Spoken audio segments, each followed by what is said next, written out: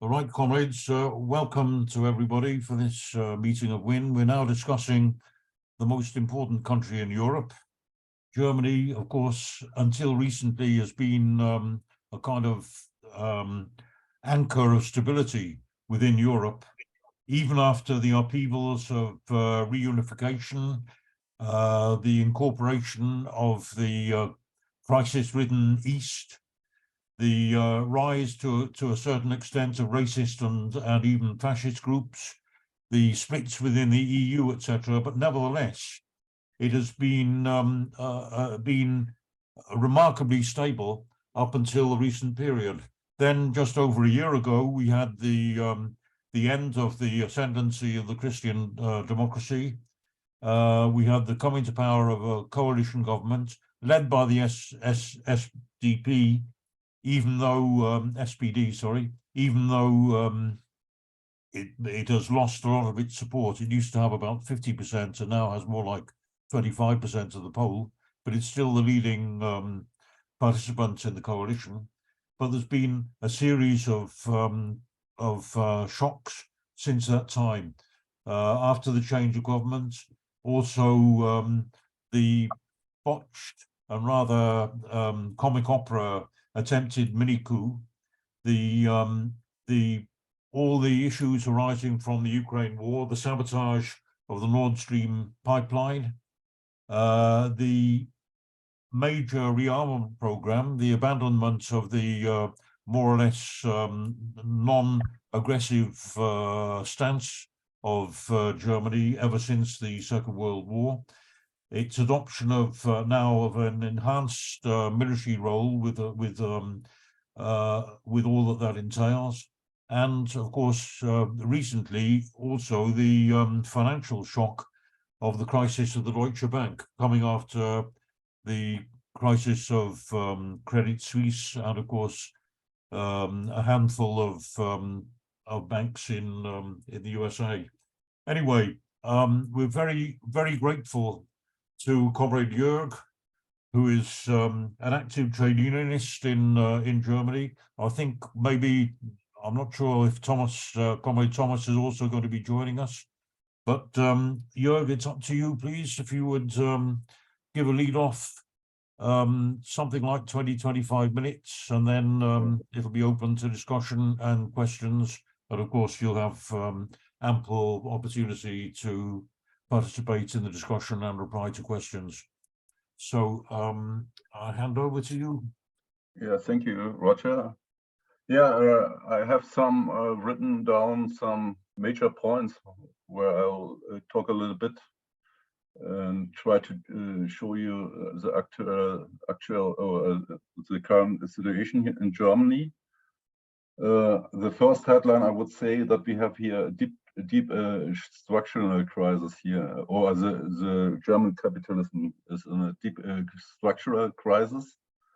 Then I would like to talk about the pressure on the working class because the rising of the cost livings, and also how the Ukraine war has accelerated the inflation in Germany. Then how the politicians of the ruling class and the bosses of the company try to dump the burdens of the crisis to the shoulders of the working class. Then I will talk a little bit about the mega strike in the public sector in February this year. And I will also talk about the role of the trade union leadership, and also at the end about the risk and opportunities of the current development. So at first, yeah, why I talk about the deep crisis of the German capitalism. I'm faced the deep crisis. Yeah, the current crisis in Germany is for many people visible and also noticeable. The government and also the bourgeois party argue mainly that the current crisis is the effect of the corona pandemic and the Ukraine war. The government handles this crisis like a preventable nature event, but in reality we have here, or we see here a real result of the politics of the government parties in the last decades. And if you look to Corona and the Ukraine war, I would say that is only accelerator of the current crisis. The main reason of this crisis, what we have now in Germany, that are the counter reforms what we had from 2000. I would mention Schröder's, especially on Chancellor Schröder from the SPD, the Hartz IV reforms. There they had, for example, decrease the financial support for unemployed people. The agenda 2000 saying that makes privatization of the train, hospitals, public utilities, and also the elimination of the taxes for the rich people in Germany, and creation of a new taxes privileges for the riches and super riches in in Germany. Sorry, mainly the Social Democrats under Schröder make a classical neoliberal politics like Thatcher or Tony Blair, and that has a disastrous impact in the in the life what we see today. Deutschland is above France.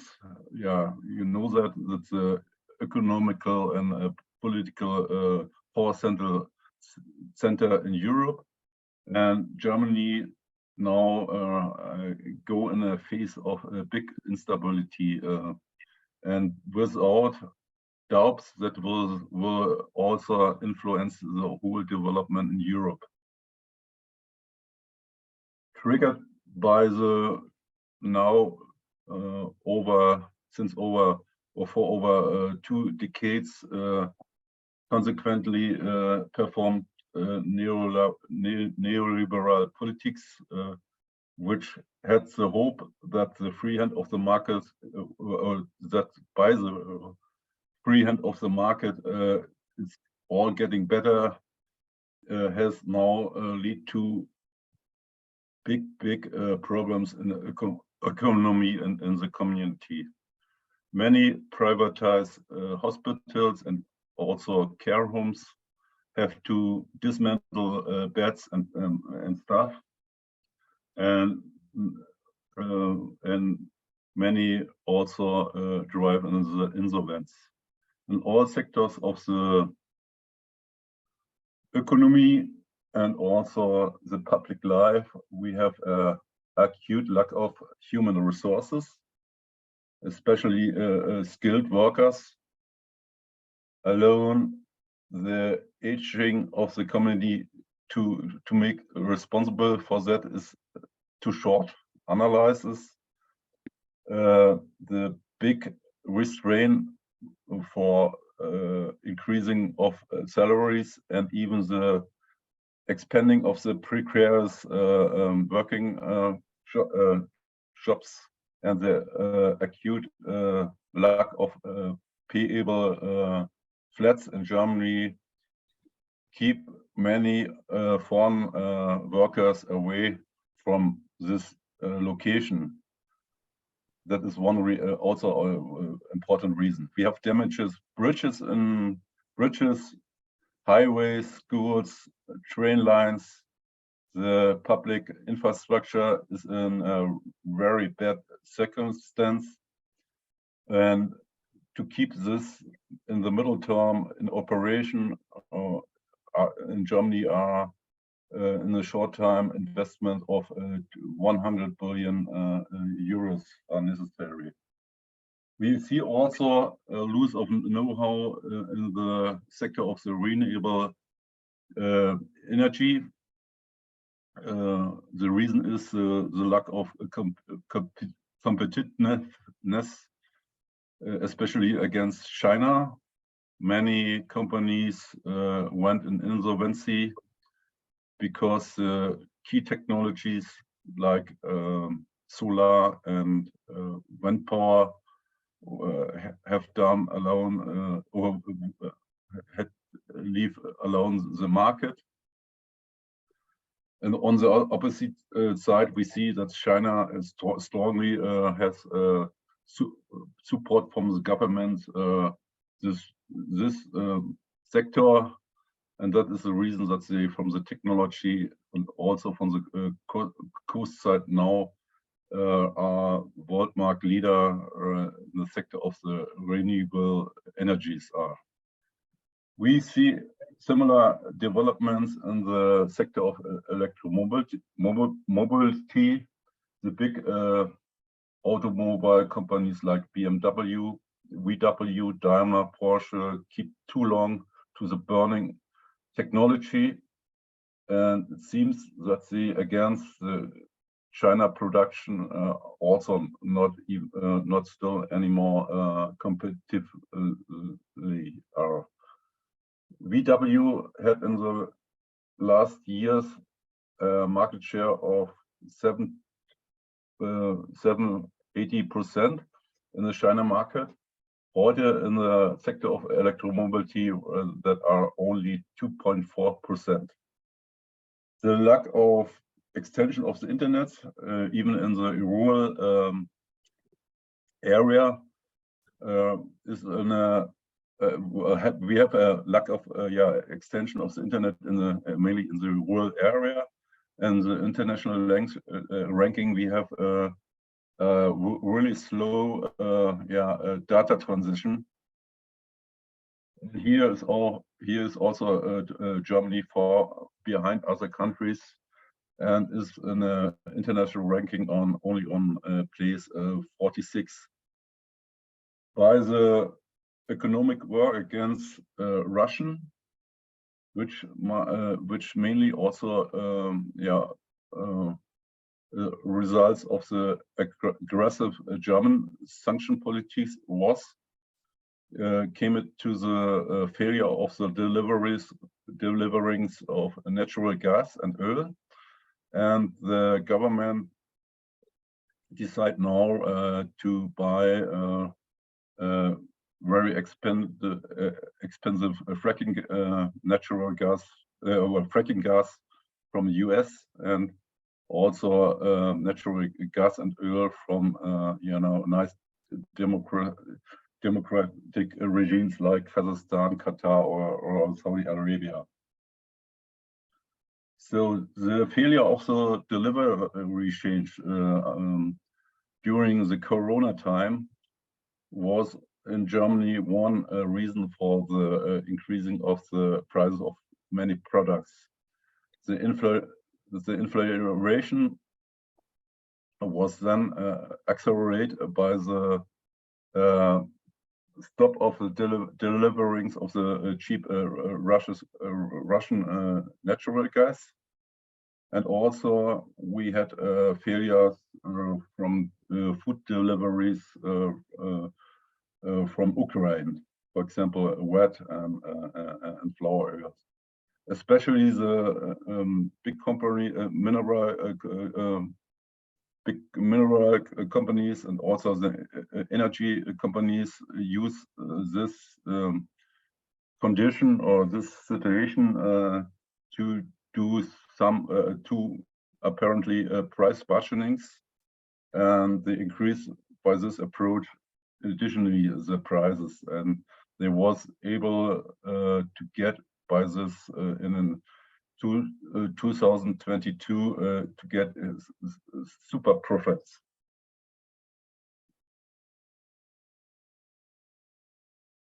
The inflation rate in Germany is now at 7%. In the last 3 years, we had the price increasing some up to 20%, and that brings many workers and their families in an existential crisis. Germany is now, from the structural and technological side not able to create a substantial increasing of the economy, and economy experts in Germany see a long-term stagnation for the next years and decades. In the year 2022, we had the inflation rates. Apparently, that was a peak of the inflation. The inflation rate was 8.4%, and the strong German unions were not able to compensate this increasing of the prices by increasing of salaries and the tariff negotiations. The first deals what they had made with the employees shows that there will not in the beginning of this year shows that situation will also not change in this year. What is the reason for that? The interesting is there was already in September 2022 a deal between the government, the top of the unions, and also of the union of the employees. In September 2022, the Chancellor, the SPD Chancellor Olaf Scholz, was possible to convince the top of the unions that they accept not to get salary increasing, which include a fully compensation for the inflation. So the argument was too high salary increasing would heat up further the inflation. Instead, the Chancellor demanded from the employee side a unique payment of 3,000 euro. On the government released this payment from taxes. So that means when they that was a part of many tariff agreements that the workers get then 3,000 euros without any taxes. Yeah, and the union then at the end accepts this approach, and that was clear. With this approach, we will have we had in last year and this year a real wage loss, and now we see that in the deal what has been made in the public sector and for 2 weeks ago by Verdi, they agreed with the employee side contract of a tariff contract over 24 months, and experts have calculated this contract or the results of this contract, and they find out that probably the employee or the workers will have a real wage loss of 6% for this time. So this example shows how the effects of the current crisis go only one side will put on only one side on the shoulders of the working class. On the other side, there was a big discussion to the additional taxation of the companies which have made big profits during the crisis. For example, the military industry or the energy industry, and this was not possible to do that. and we had also not seen additional taxation of the rich and super rich in Germany. So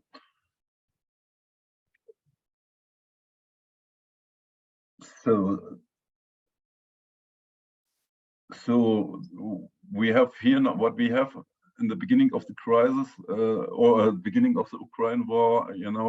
The Chancellor Scholz in a speech in front of the Bundestag, German Parliament, he showed that we need a massive upgrade of the German army, and he have a create a extra budget of 100 billion euros, and that we have a huge deficit in the public budgets, that create a big problem, and under this condition is no any room for any increasing of the salaries. Alone, I talk about this extra budget of 100 billion euros for the military, and in the same era they try to spend every year 70 billion for the German army, in comparison to the budget for Russian, for example, is that close to the same budget was a Russian spend. And and the big question is here why they do that, because when we see the common budget from the NATO is I think is 70 times higher as the budgets of the Russian, and that shows that this massive support of the military makes not sense, and it's only things to make super profits in the military industrial complex in US, in France, in Britain, and also in Germany and other NATO countries. So it's a little bit all the government argue now. Everybody have to bring a sacrifice. We live the slogan from Olaf Scholz. He told the German population we live in times of changing. The golden age, golden years are over, and we have a long time crisis, and we have to stand together and bring a sacrifice. So, and that is I think that is a big propaganda what the government now make, and that leads that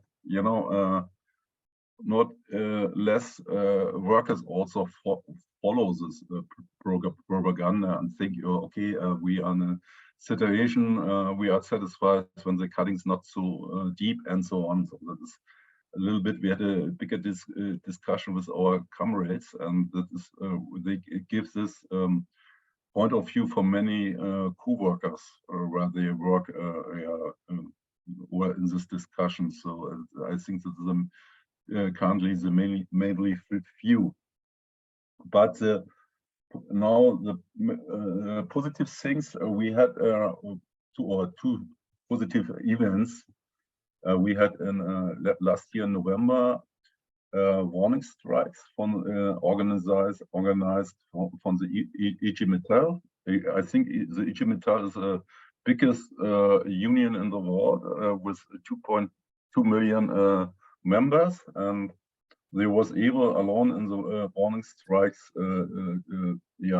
or alone 900 workers went in this strikes. And more important, we had in end of March, 27 March, the 24-hour mega strike in Germany. Verdi, the union for the public sector, and IVG, that is a union for the train workers, that they also have together organized approximately 2 million workers. Have organized this 24-hour strikes, and they was able, to stop the quite the whole public service and the public transport on this day, and that shows that there are a really big power behind the union are. So, but at the end, I spoiled a little bit before. At the end, they did a deal was not bring the compensation of the inflation by everybody. The both unions are negotiations. Tariff agreement over 24 months, and then they get the 3,000 euros. Everybody gets the 3,000 euros without taxes, and that was the result. So, and very interesting is that because this bad deal at the end, that the strike movement lead that alone in Verdi was able to organize 70,000 members more in the union, and that in the majority was more young people, and that show that despite the bad politics of the tops, that the Gewerkschaft or that the union are not dying sorrows, big sorrows, sondern even in the crisis for many workers see as an instrument or as a tool to save the interest of the workers. On the other side, we have to recognize, what I also already mentioned before, that despite the powerful mobilization of the workers, because the deal between the Gewerkschaft tops and the government and some players, the workers get less money at the end. And from the calculation side, is that you can see that as defeat, but on the other side, we see that the Gewerkschaften have demonstrated that they have much power, and that is also a little bit the result of the discussion what we had with many colleagues, that they follow a little bit the propaganda of the government, and their argue is, that we prevent more cutting, so that we get not all what we want, but it was okay. So at the end, so important for the situation in Germany, we have a big split, it's more clear that the split between the super rich and the poorer part of the communities are getting deeper. And for example, from Oxfam, the analyze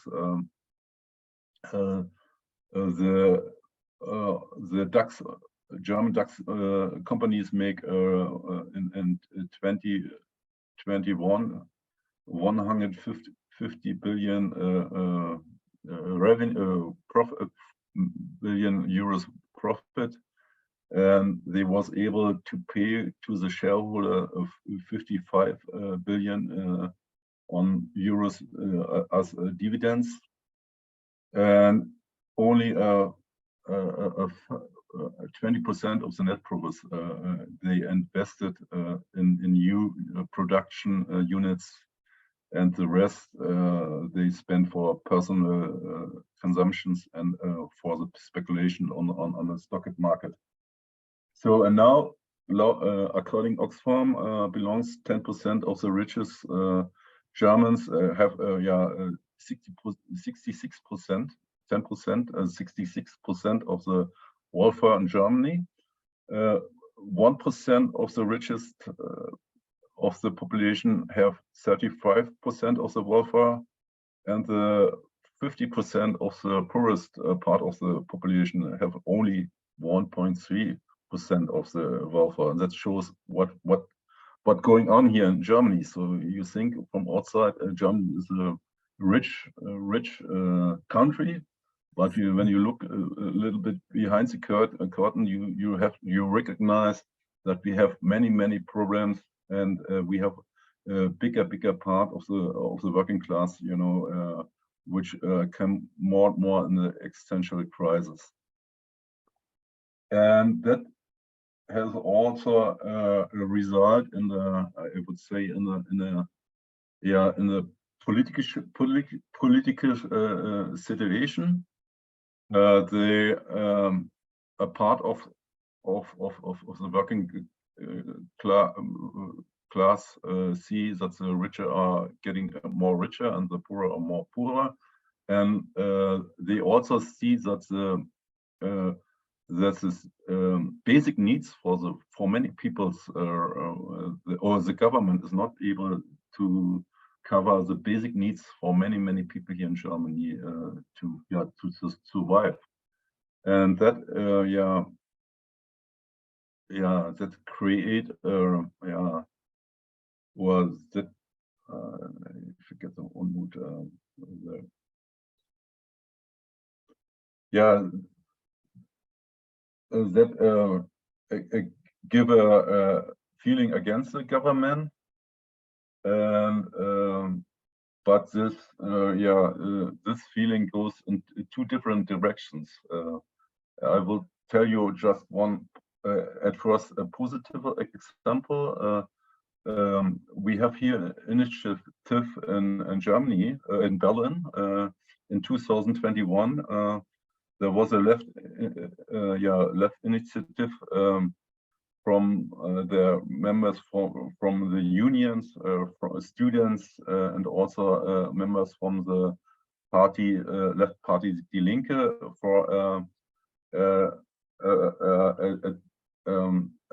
for decide, or public decide for expropriation of big owners of flats, or companies of flats and mobile companies. So, and that was a huge success. They could do this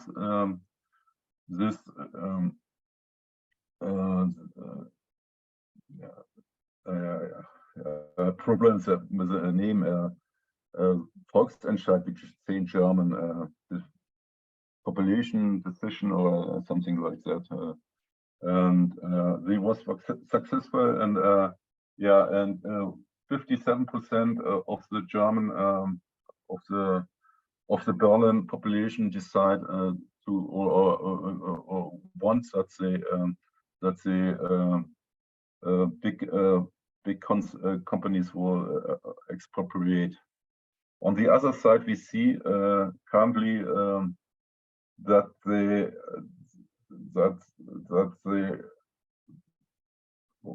many people have the tendency to support the AfD.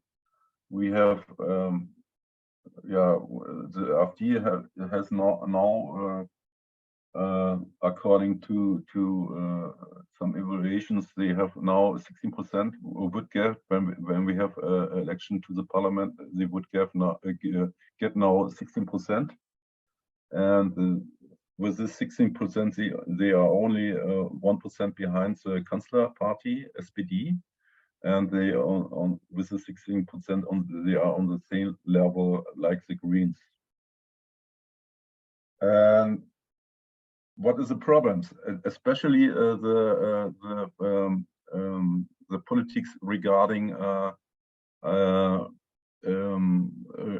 Ukraine war? So we can see that the bourgeois parties and also the majority of the left party, the Linke, in the Bundestag, have the same position regarding the deliveries of weapons to Ukraine. So, And the only real opposition inside of the parliament is the AfD and the majority of the left party. So and they and the minority of the left party.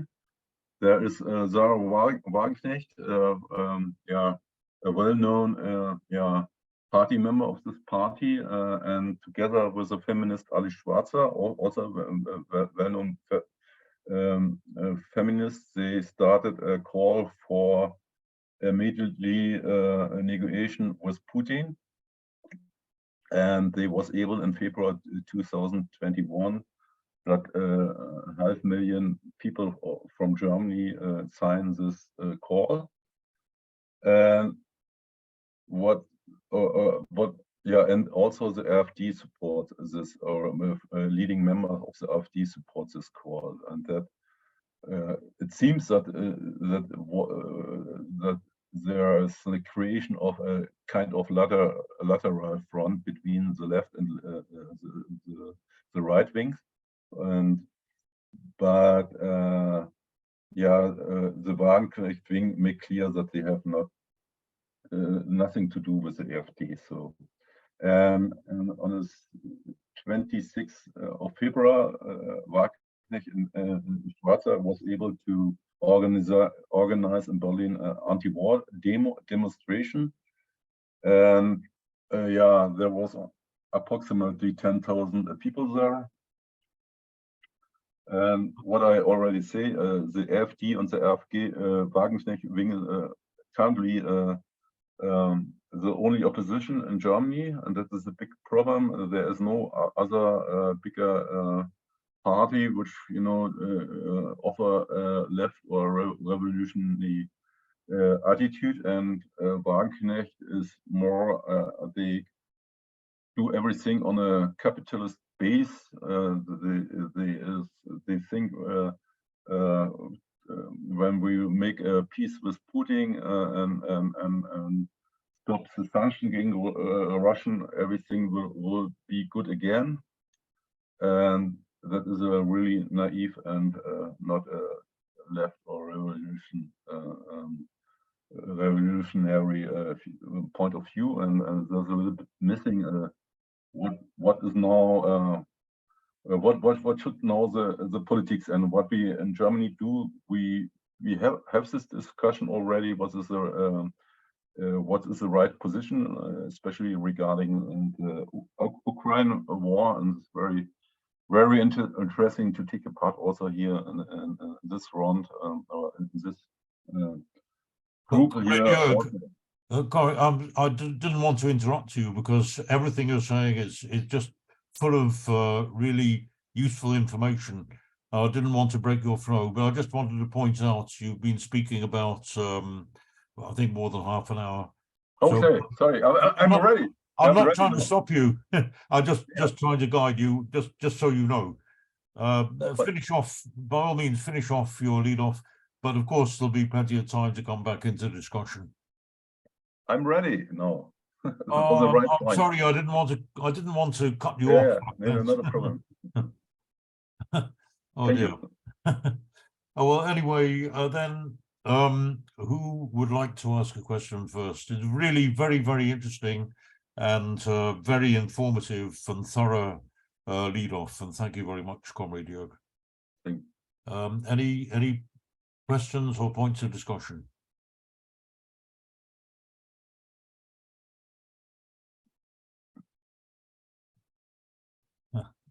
Right, go ahead, David. Ian, thanks so much for the lead off, and my apologies, I had to be away for an urgent call. But I wondered if I could concentrate or put some questions in relation to the ultra-right.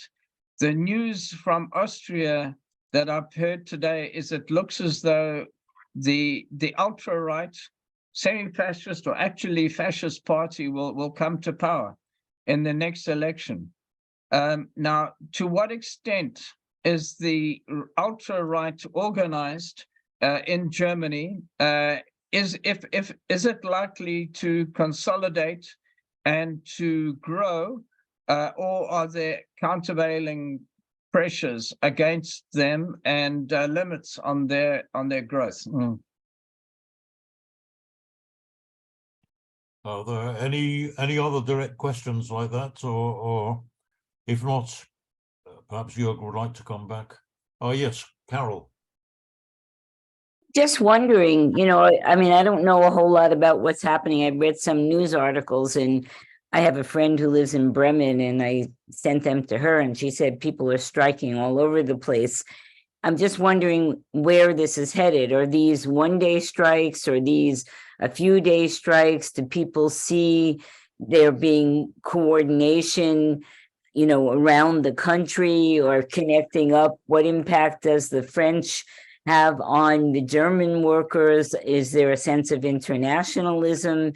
I mean, in order to be able to fight against the right, we're going to have a concerted working class struggle, because legality is clearly never the road. And we've seen that in many times, many places. And so what is the working class thinking about how it has to address it? And what's its relationship with the French workers, if any? Thanks, Carol. Steve.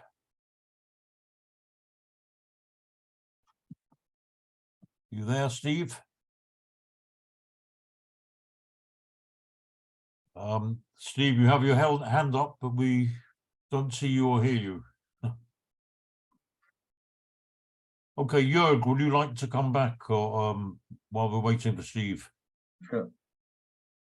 Yeah, according to the right-wing AfD, that is a little bit paradoxically, the party itself is in a big crisis, but on the other side, they get much support from outside. So because the mood of the working, part of the working class, which are not satisfied with the actual politics, and also as a result, from the missing alternative from the left side, and also also as a result that there are also a little bit frustration of the results of the tariff agreements are so, and that they do nothing. So that is very I heard nothing too much, and they have internal fight for power, and this is a very unstable party.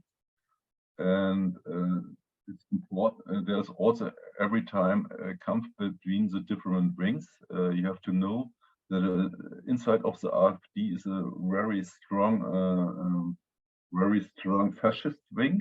So, and then also more bourgeois wing, which have only which have only connected to small companies and support for smaller company, get smaller company, and it's also a huge internal fight. And the dangerous is that the fascist wing, the leader is Berger, and he comes from that special from the local country Thüringen. And Thüringen has now would get now the AfD 29% of the votes, where the fascists are located. It's a very dangerous development. What we see there, and what also is true in Thüringen is over, I think over 8 years is the minister president, the president in this local country is from the left. And as a result, it's very crazy. As a result of 6 years politics from that member of the left party, there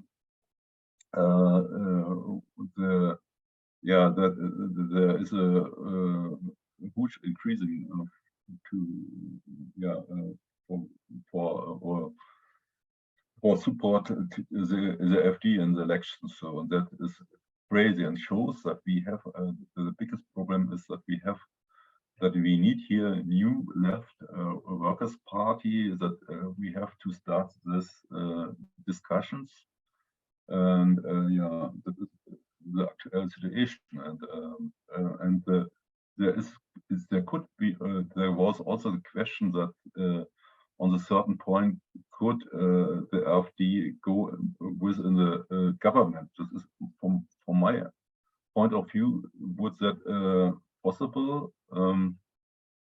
Because when you look to the conservative parties like CDU or CSU, which was a government party which has Merkel over 16 years leaded, there is also a right wing, and there could be in the future also a cooperation, and that they do perhaps a coalition with the AfD. So that's we can have a similar development what we had for years in Austria with the FPÖ, where they also was in the for some years in the government. So and for the German unions and the strikes, by the social partnership what they perform consistently here in Germany over decades, we had not so many strikes. We had smaller strikes, but at the end they did every time a deal without big conflicts and fights. So and that is really a new thing what we saw, that we see bigger strikes. That was a big step ahead to have a 24 hours, but we far away that there, unfortunately, that there any discussion to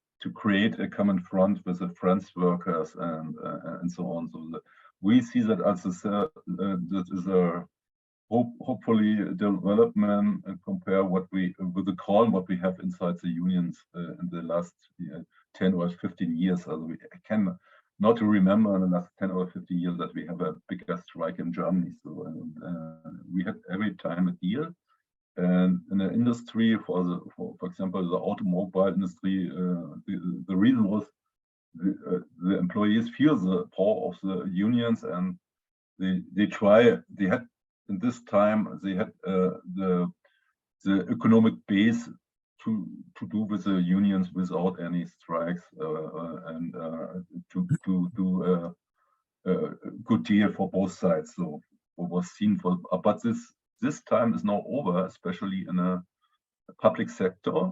I mentioned there is no money for any increases of the salaries, and many workers are standing with the back on the wall, and they have to fight to save the life for their families and so on. And that will new, for my understanding, was that we have new union members, and we have a new regeneration of the union probably in Germany.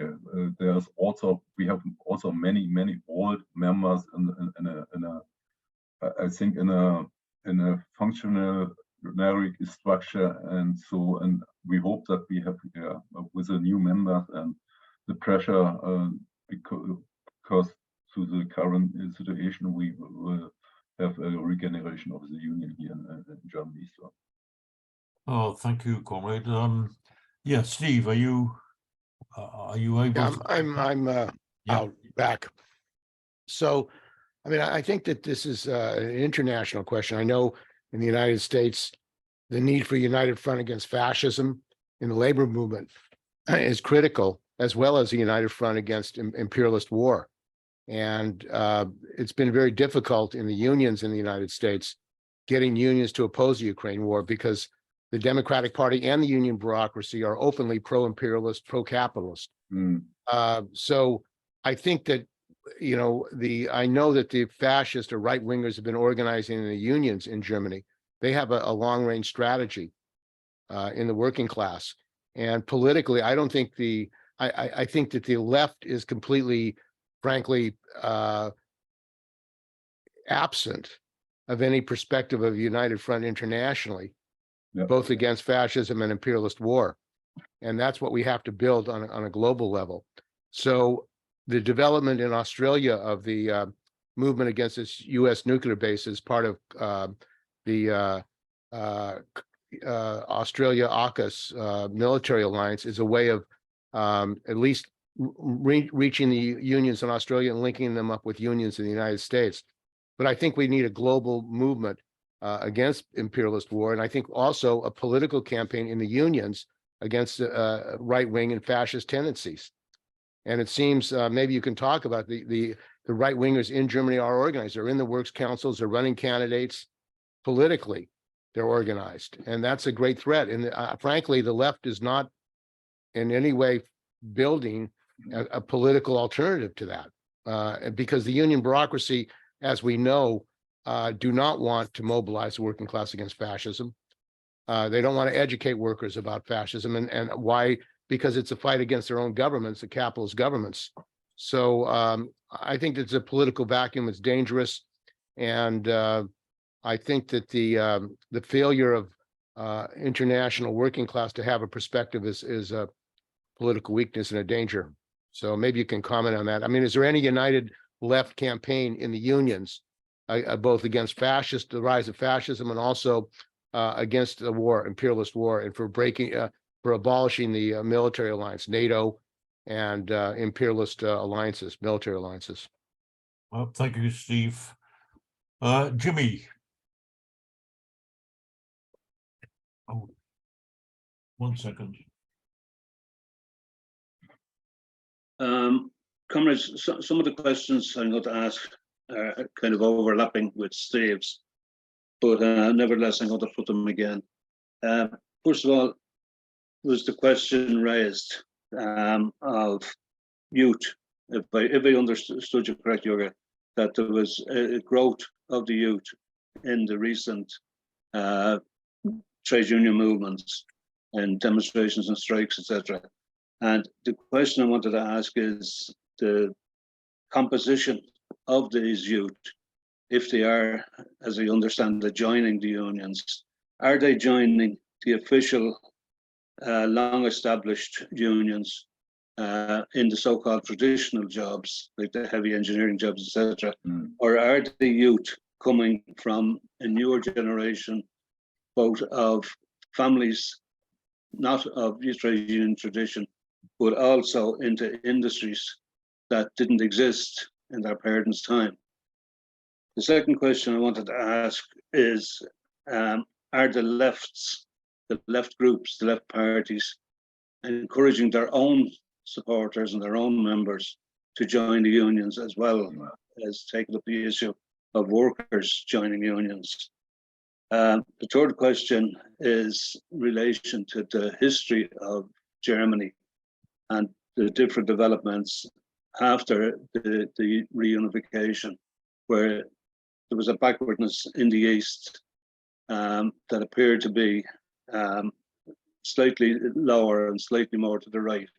And the question I would ask is, has any of that variation slowed down or mitigated, or do Eastern workers still see themselves as an economic minority, as a lesser class in the greater Germany? Another question I wanted to ask is,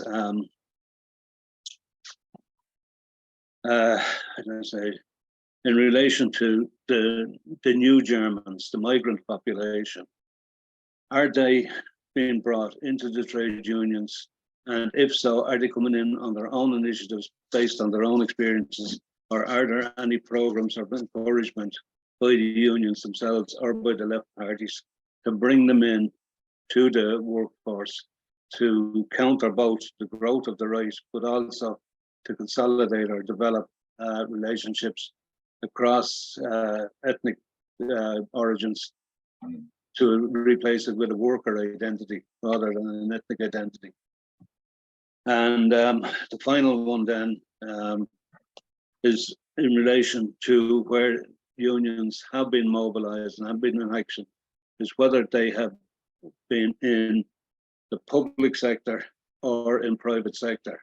In other words, are the older unions with state benefits, workers in older unions and state benefits trying to consolidate what they had, or are they fresh generations trying to develop their growth? And then finally, in relation to the youth, just to clarify, whether the youth generally means young people who are just starting their working lives, but also starting their the lives with social responsibilities that they're struggling to afford. Comrade, yes, thank you, Jimmy. There's a lot of questions there for you to answer. Joerg, perhaps before I ask you to maybe comment on those, if I could add a few more of my own, which are perhaps related to those questions, particularly to what Jimmy just said. First of all, about the growth of the right, the far right. Is it still true to say that their base mostly is in the East? And if you like, a reaction against the experience of Stalinism, or have they now equally based in the West? Second question, you talked about the growth of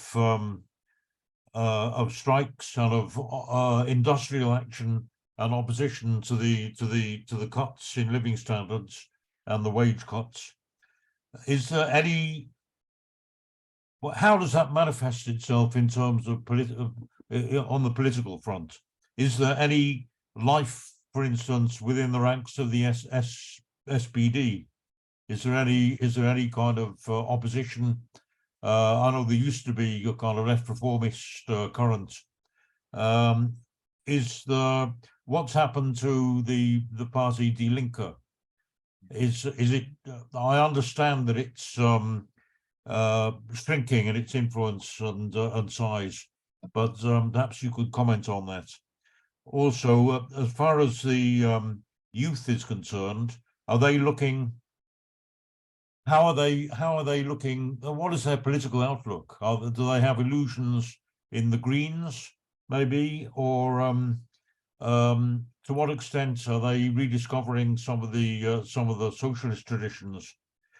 I mean, after all, Germany had the richest and the strongest and the most robust kind of socialist traditions, which of course became wiped out for the whole generation under Nazism. But to what extent are workers, and to what extent particularly our youth, aware of their socialist roots in the past? Okay. If there are no other comrades with questions at the moment, perhaps Joerg, would you like to come back, and then we can throw it open again? Yeah.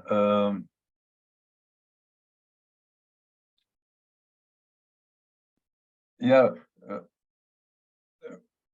When we look to the political parties, SPD. So the question was, is there still a relationship to the unions, and is there perhaps any oppositions inside to current politics? And I would say that there is there's a strong cooperation between the leadership of the SPD and the of the union. So but under this level, I think there is nothing.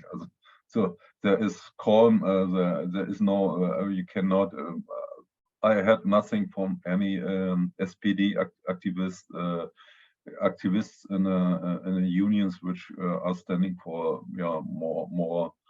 more left policy and so on. So I would say that that this has been changed. We was also I see these parties and also the unions on the one day my demonstration, and normally in the previous days they have the inside of the SPD the young socialists, which play a bigger role. So, but it seems I didn't see them on this very important day there. And that to the left,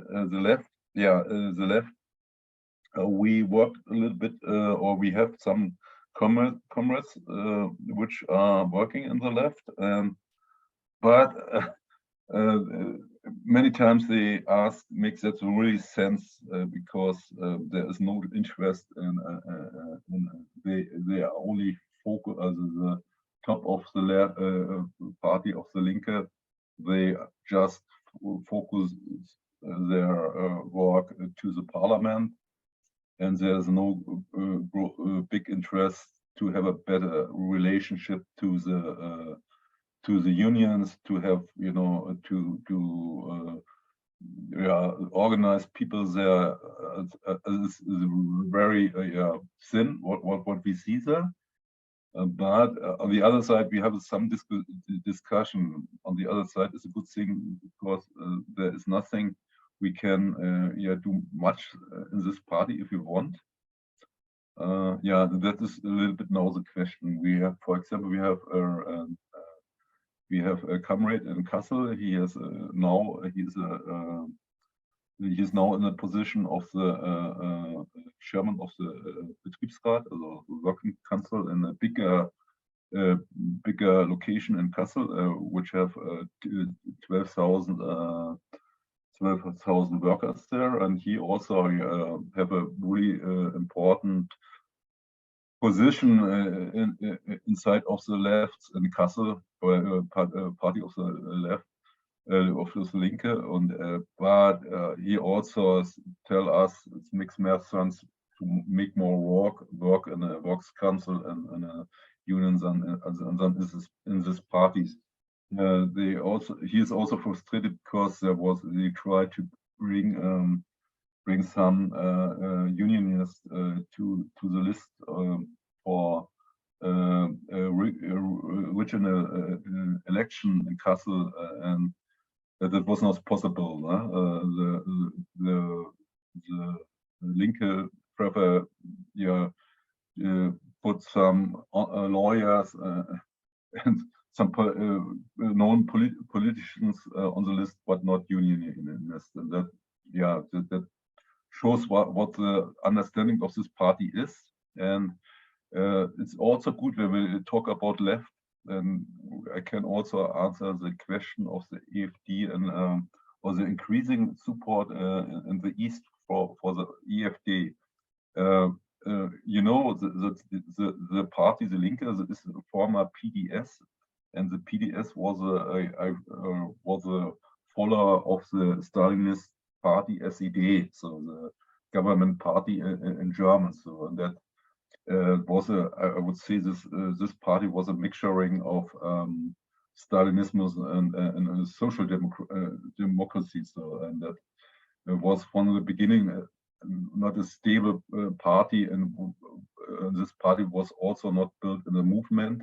So, and this was every time complicated, and what they did, and they was in the beginning after the unification quite successful. They tell, we are for the interest of the East Germans, and we are the party for the East Germans, and that was the reason that they get really good quotes. So, and then they went in a government like in Turing.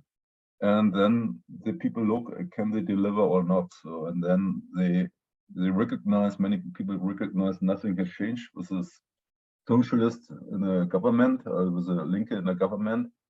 And the crisis also there, and it's also right to recognize that we have still in East Germany less, I think 10 or 15% the level of the salary is deeper than in the West. We have still a social split between the West and the East, and the Linke was not able also when they was in a government responsibility was not able to change that. And the reason is also was they not embedded in the unions or also in the East, and that was a they thought they can do that in the parliament, but they didn't recognize that we have also or it's need also fights or strikes in the East to come to the level of the West. So then we have no other left alternatives on the only party which also tell we are for your interest, and we at first the Germans, that is his main slogan, and not so much money for the immigrants, and so that the baseline of the AfD, and then they catch many people there in the East. That is real, and it's also real. The AfD is also or get more support in the West. Mainly they get more support in the East. So, I think the reason is that the failure of the Linke in the East, that they get more support than in the East, and also there's no experience. There is a political revolution. 89, but after that we didn't see no bigger also class struggle or something where was able to that there increase good class consciousness. So that is the problem. So what we have in the East. The youth.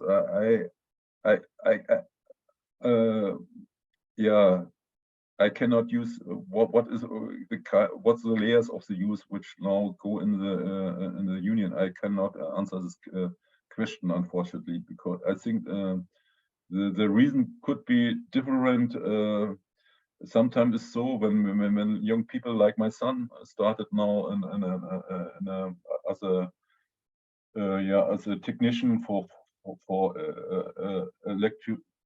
electrical equipment in a Berlin Netz AG, his job, and he was committed from all the colleagues to enjoy during the tariff conflict. He was he should go in the union. So that was a demand from the older colleagues. So, and perhaps one reason could be, and that was the other question. There was a question, the different or Verdi, for example, that is the union normally for the public sector, because what I told before, we have many privatization. The good thing is that Verdi not say, okay, we only responsible for the public sector. They try to organize also worker in the privatized companies and do there the first steps. And in this privatized companies, there are new structures, fresh structures, I think. And we have also their precarious working conditions. And I think there is and many young people also there, and that perhaps is one reason that we get here bigger, or get more and more young people in a union. So, but that. But to have an entire answer for that, it needs a detailed analysis, which I'm not able to give now. Yeah, that's about was all I think at first. All right, thank you, comrade. So, all right, we're open now for any more questions, contributions, comments.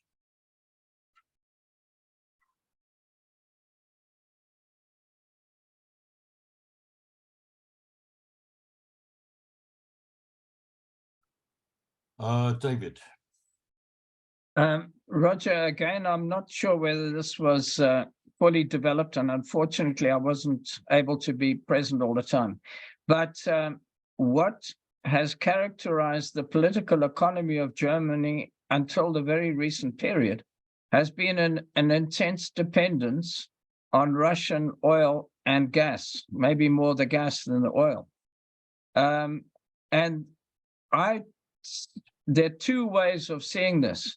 Maybe it was the bourgeois Ostpolitik that they wanted to bring Russia into the German ambit, to bring them into trading relations, or alternatively, or maybe simultaneously, it was the attempt to get the cheapest gas and oil to compete with other European powers and other European capitalist powers. And there's been, some debate about that, although I'm not reading German, well, not as well as I should. I haven't really read up much about that, but I wondered what's happened now. There's been a decisive it seems, a move over to renewables. It's gone far in excess than anything seen in South Africa, where the sun is plentiful and the wind as well. But I wondered if you could respond on, either with the facts or interpretation on that. And then the other thing is, I don't know again if this was properly developed or there was some discussion. What is the changing relationship between Germany and France, particularly in relation to China? Because I see that Macron has tried to make a tilt towards China to get some increased French trade and investment with China profits. And it seems that Germany is also in competition, with although it's all meant to be within the EU. Each nation, to what extent is capitalism, let's not use the word imperialism for the moment, but capitalist on a nationalist basis, or to what extent is the EU, having common policies, and how does Germany fit in with these competing strategies? Oh, thanks, David. Yeah, Steve.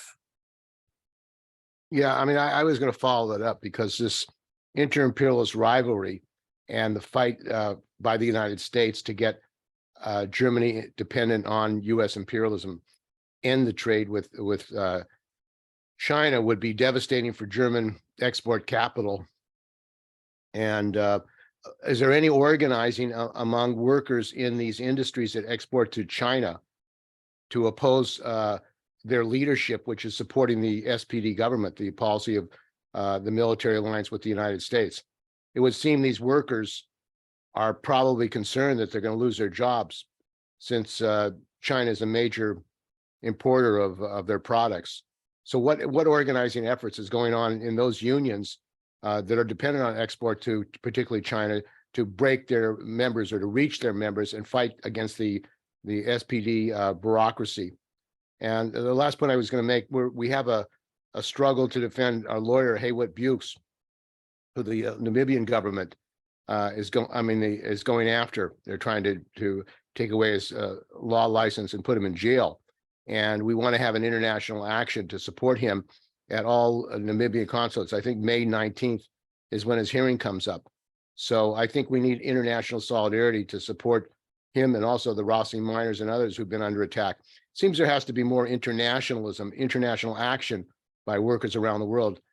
We cannot fight for the Namibians or in the United States by ourselves. We need more of an international action network to defend our brothers and sisters around the world. And that's why we initiated this action around AUKUS, Australia, UK, US military alliance. There could have been actions in London as well against that agreement with the US nuclear base in Australia. But I think if we can't do that, if we can't build an international working class action network, then we have a real problem. Fighting just on a national basis is not going to be enough. That's it. All right. Yep. Okay. Any other comrades?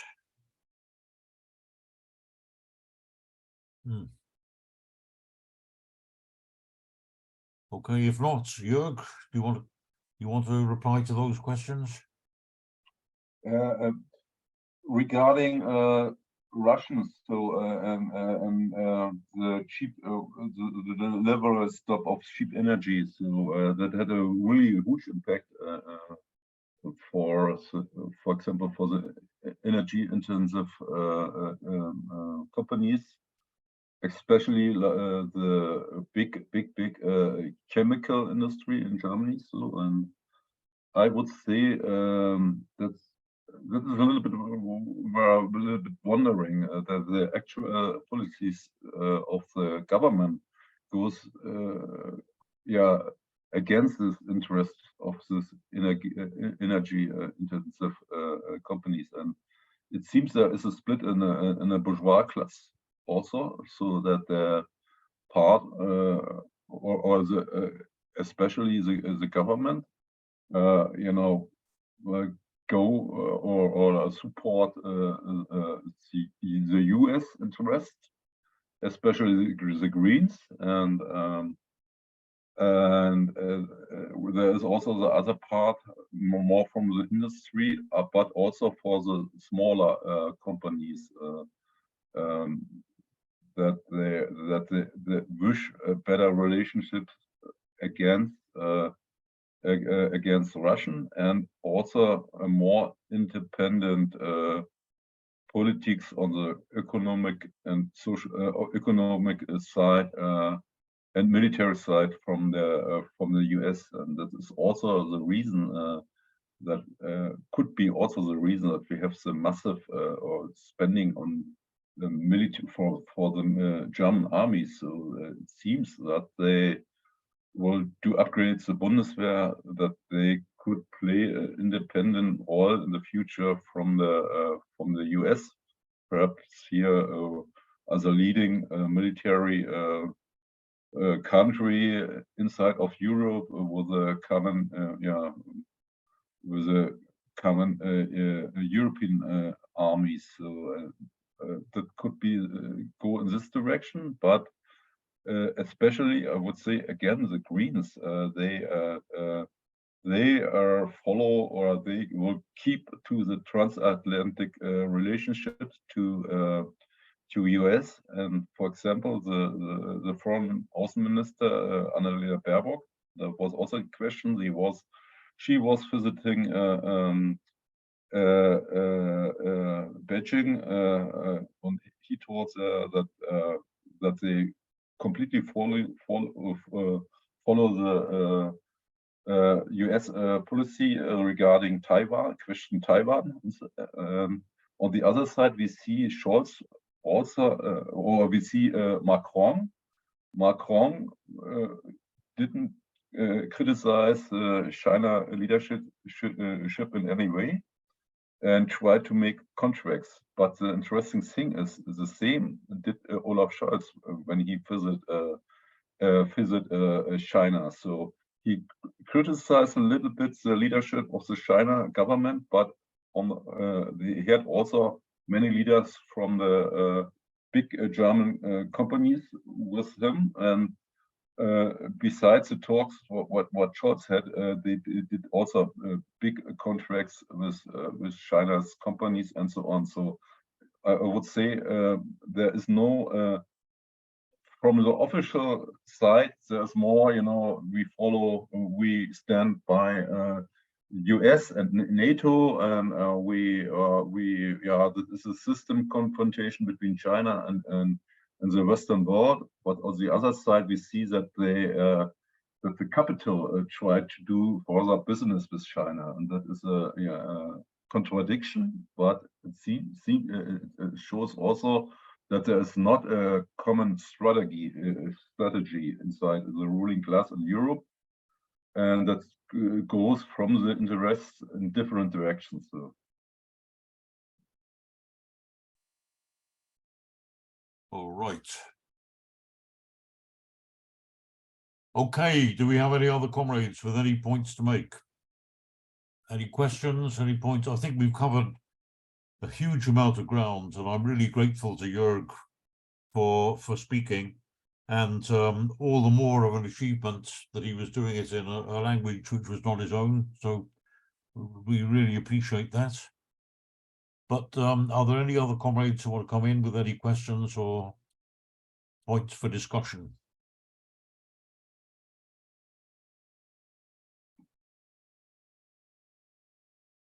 Right, Carol. Yeah, I just was not sure, you know, whether Joerg thinks that these, I mean, I think inevitably under capitalism, strikes are going to grow, but what about in the immediate period?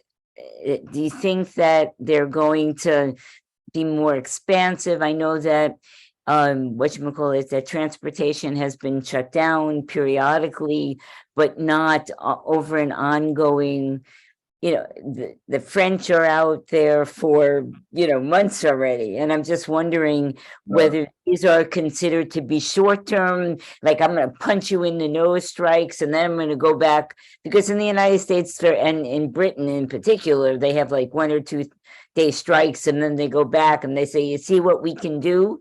And I'm just wondering whether that's part of the mentality of the German leadership of you know, of the unions at this point. All right, yes. More on the strikes.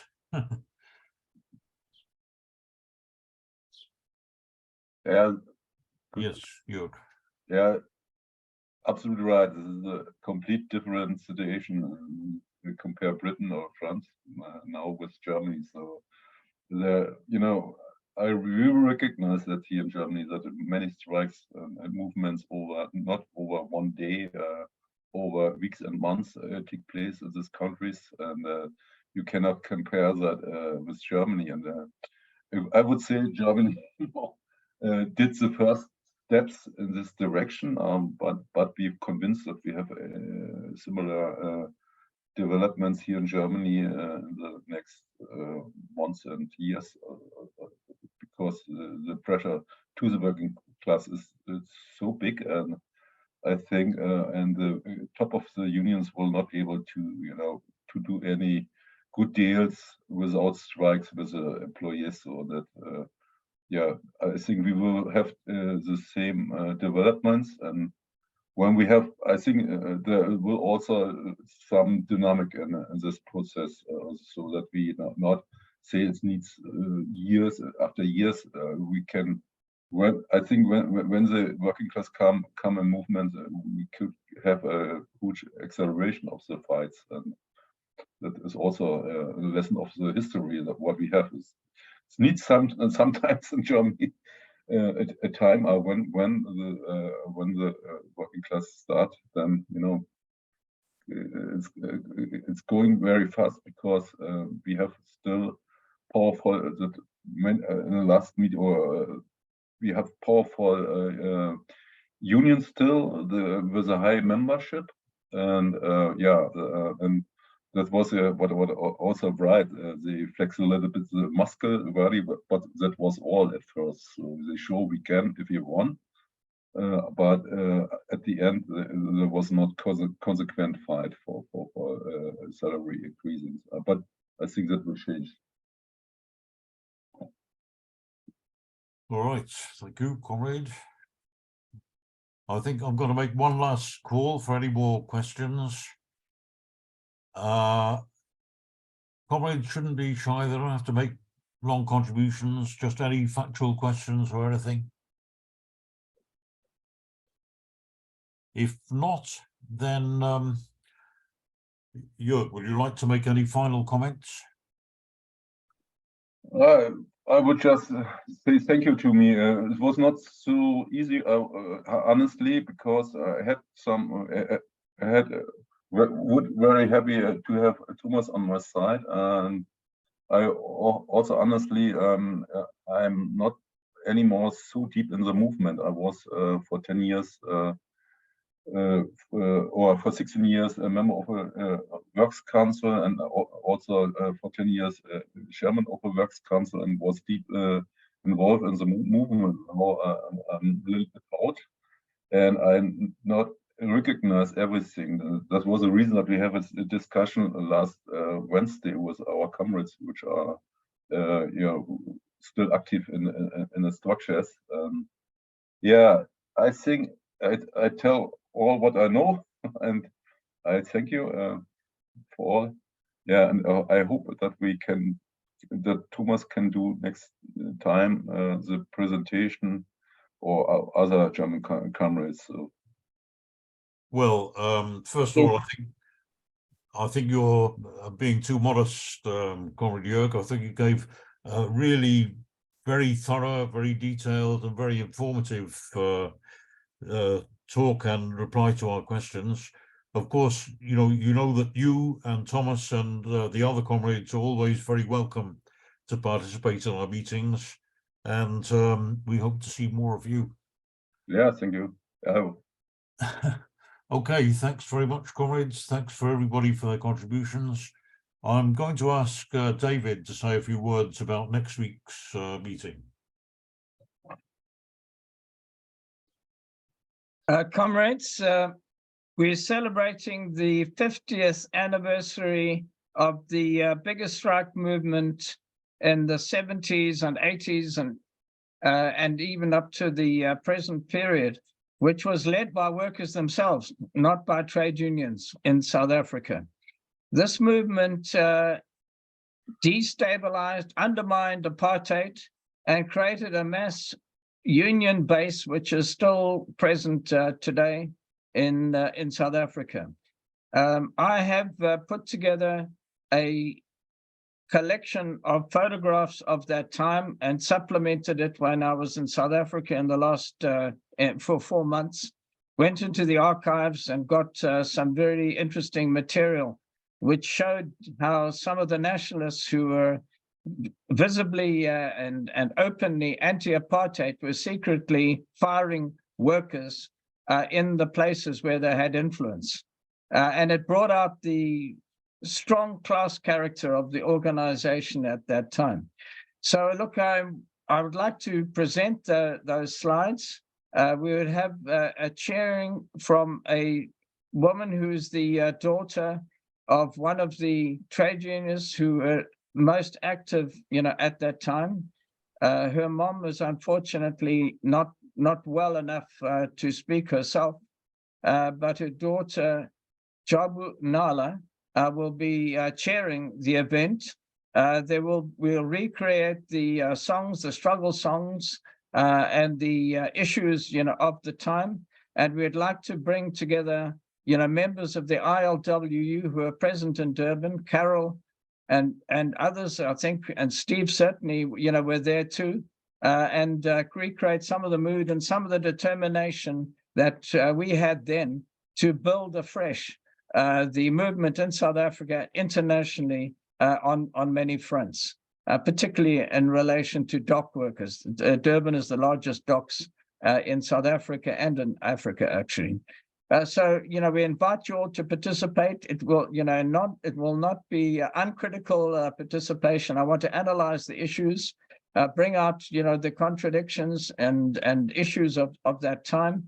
And draw out the lessons learned from one of the biggest strike movements that Africa's experienced. So you're invited to participate and to bring in as many people as we can to learn from that. I hope it'll be graphically very interesting as well as theoretically thoughtful. Okay, thank you. Right, thanks to all the comrades for their participation. Yes, Carol. No, I just was saying goodbye. Oh, okay. Bye. Okay. Bye, I'm comrades. looking forward to it, David. All righty. Bye.